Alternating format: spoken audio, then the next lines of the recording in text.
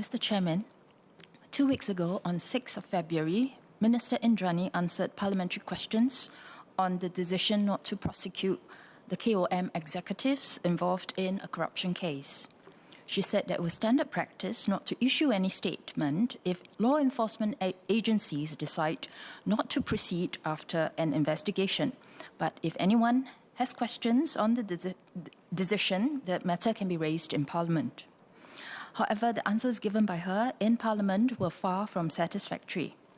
US succeeded in prosecuting KOM and imposed a huge fine of US dollars 422 million, but we were told CPIB is unable to find sufficient evidence to prosecute. Surely we would want to know in more details why we have failed where others have succeeded. We want to know what were the facts uncovered during the investigation which could not, which led to the decision not to prosecute. The Minister's reply to several questions were, however, evasive, uncertain, or, quote, I don't know, unquote. Let me give a few examples. When asked by the leader of the opposition whether the board of Keppel at the time when corrupt payments were made were aware, the minister replied that she cannot answer for Keppel. We're not asking the minister to answer for Keppel, we're asking for the result of CPIB's investigation. Whether or not constructive knowledge is an offence is beside the point. Corruption is an offence, and during their investigation of this offence, surely CPIB would make it a point to find out which decision makers were aware of the act.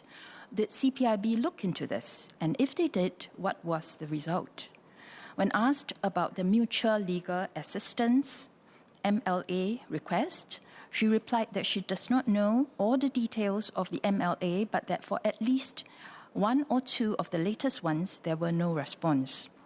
When asked about the witness who changed his tune, her answer was again uncertain. I think the answer is yes, and I do not have details of what exactly was said. When asked whether the 6 KOM executives involved were aware of and authorized the corrupt payments, she replied that she did not know because she did not conduct the investigations. Whilst the minister claimed that anyone with questions could raise them in Parliament, she did not come into Parliament equipped with sufficient facts or knowledge to answer those questions. This does not help the public maintain trust and confidence in our enforcement agencies. Our zero-tolerance policy on corruption is there for good reasons. If we stand by while corrupt companies win contracts and prosper, while more capable but uncorrupt companies lose out in the competition, what kind of world are we moving towards? Will the minister consider appointing a committee to consult the public on what questions they want answered and to get the answers to those questions from the relevant agencies? Transparency and accountability is the way to convince the public that the investigation was conducted professionally and competently, and the decision not to prosecute is a sound and impartial one. Next, on to fertility measures. I welcome the increase in paternity leave. Experience in some European countries has suggested that a more equal distribution of parental duties can help to improve the fertility rate. Higher baby bonus is always welcome to keep pace with inflation. But the working mother child relief continues to be a disappointment to stay-home mothers. Stay-home parents contribute to society as much as working parents.